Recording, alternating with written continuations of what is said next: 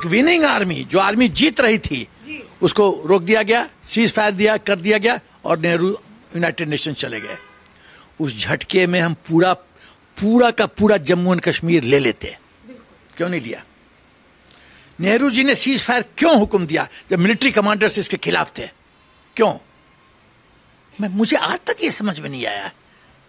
As a फौजी, हमारी सेना आगे बढ़ रही थी, तेज गति से बढ़ रही थी। अटैक हमने नहीं किया था, उन जिहादियों को पाकिस्तान ने भेजा था। हमने काउंटर अटैक किया, हमने श्रीनगर को बचाया। मेरे सोमनाथ शमरान ने अपने जीवन की बलिदानी दी, बलिदान दिया, और हम जब जीत रहे थे क्यों रोका? क्यों रोका? हम पीओके ले लेते, हम गिलगिट ले लेते, बल्किस्तान ले, सब कुछ ले लेते, क्यों नहीं लेने दिया? बतौर फौजी आज भी कसक है मन के अंदर सर? कसक नहीं, अब कसक का मैं क्या मात्रा बताऊं? पीड़ा है, दर्द है, फ्रस्ट्रेशन होता है।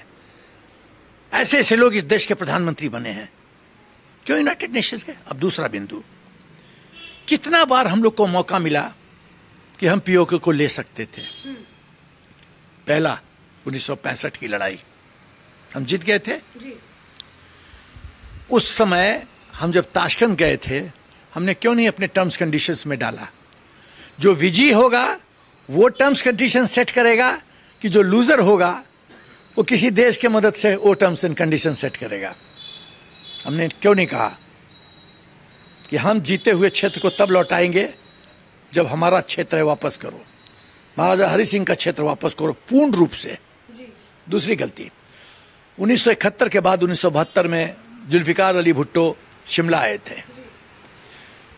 पाकिस्तान की आर्मी ने भुट्टो को कहा था, इंदिरा जो मांगती है दे देना, खाली हाथ मत आना, 93,000 प्रिजनर्स को लेके आना वापस, नहीं तो तुम्हारी खैर नहीं।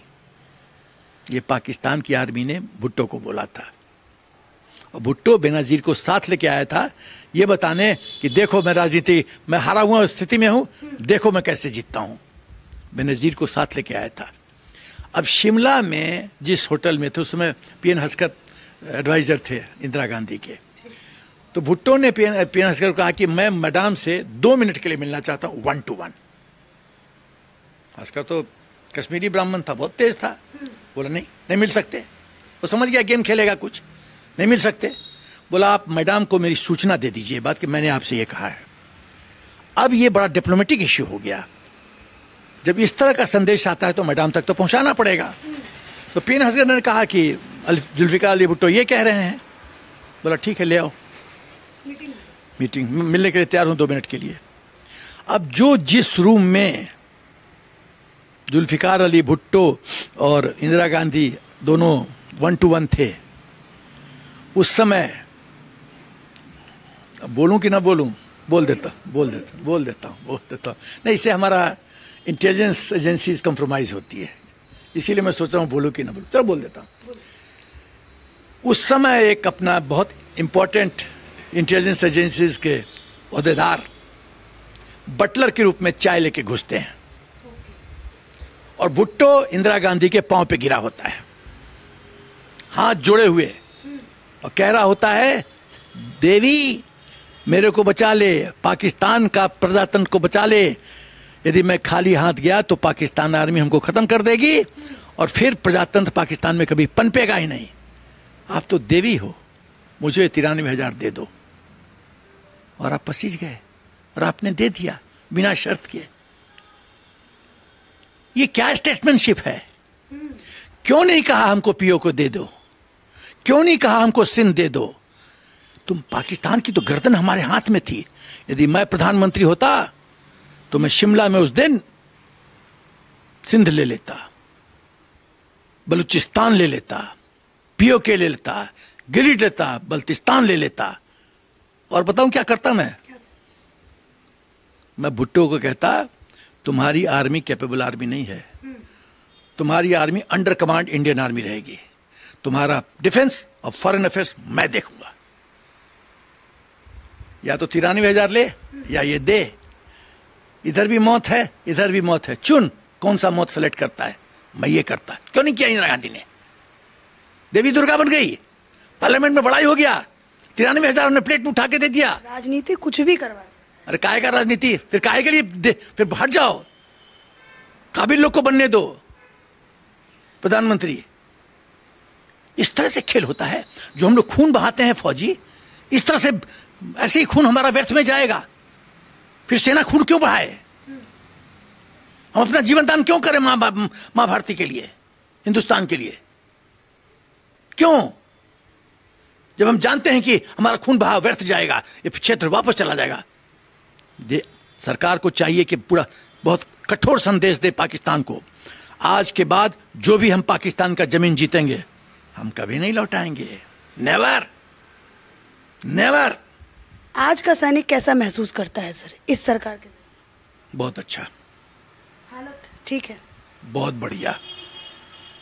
एक चीज बताओ, खाली मैं एक उदाहरण दूंगा, दो उदाहरण दूंगा। जब 2008 में ताज होटल पे अटैक हुआ कसाब के द्वारा, 167 लोग मारे गए, तो इसके दो बिंदु बताता हूं। प्रेसिडेंट ओबामा ने, उस समय के प्रेसिडेंट ने मनमोहन सिंह जी से पूछा कि तुम भी जानते हो, आप भी जानते हो कि पाकिस्तान का हाथ है, मैं भी जानता हूं कि पाकिस्तान का हाथ है, क्यों नहीं पाकिस्तान को सबक सिखाया? मनमोहन सिंह जी कहते हैं देश के अंदर मुसलमानों को गलत संदेश जाएगा, इसीलिए हमने कड़ा कदम नहीं उठाया। वाह रे मनमोहन सिंह जी वाह। सत्ता के लिए कितना गिरोगे, कितना गिरोगे सत्ता के लिए? जब राष्ट्र की गरिमा को, इज्जत को तुम सुरक्षित नहीं कर सकते तो तुमको प्रधानमंत्री बनने का कोई हक नहीं बनता। जो पार्टी जिसके प्रधानमंत्री थे मनमोहन सिंह जी, धिक्कार है ऐसे पार्टी को, धिक्कार है जो राष्ट्र की गरिमा इज्जत को बरकरार नहीं रख सकता। सेकंड, उस समय के एयरफोर्स चीफ फैली मेजर, एयर चीफ मार्शल फैली मेजर सरकार के पास गए कि मैं तैयार हूं काउंटर अटैक के लिए, एयर स्ट्राइक के लिए, अनुमति दो। वो फाइल दबा दी गई, फाली मेजर को परमिशन नहीं दिया गया। अब उसके विपरीत, जब पुलवामा में सीआरपीएफ के जवानों की हत्या होती है पाकिस्तान जिहादियों के द्वारा, तो मोदी जी का हर एक सेंटेंस ध्यान से सुना करो तुम लोग जर्नलिज्म में। उन्होंने क्या कहा था? एक देश ने बहुत भारी गलती कर दी है, उसको भुगतना पड़ेगा अंजाम। लोग सोचे 7 दिन में क्या होगा, बहुत आए प्रधानमंत्री गए, क्या हुआ 7 से 10 दिन के अंदर? 13वीं से पहले बदला, 13वीं से पहले बालाकोट एयर स्ट्राइक, जैसे मोहम्मद का पूरा ट्रेनिंग बेस खत्म, रात में हम लोग घुसे, ठोके और वापस आ गए, सब सुरक्षित। और एक कुछ पॉलिटिकल पार्टी क्या कहते हैं, वह कौवा नहीं मरा, वहां तो खाली 2 चिड़िया मरी थी। अरे ये क्या देश है? मुझे तो समझ में नहीं आता है कि पॉलिटिकल आप अपना इक्वेशन सेटल करने के चक्कर में राष्ट्रहित भूल जाते हो।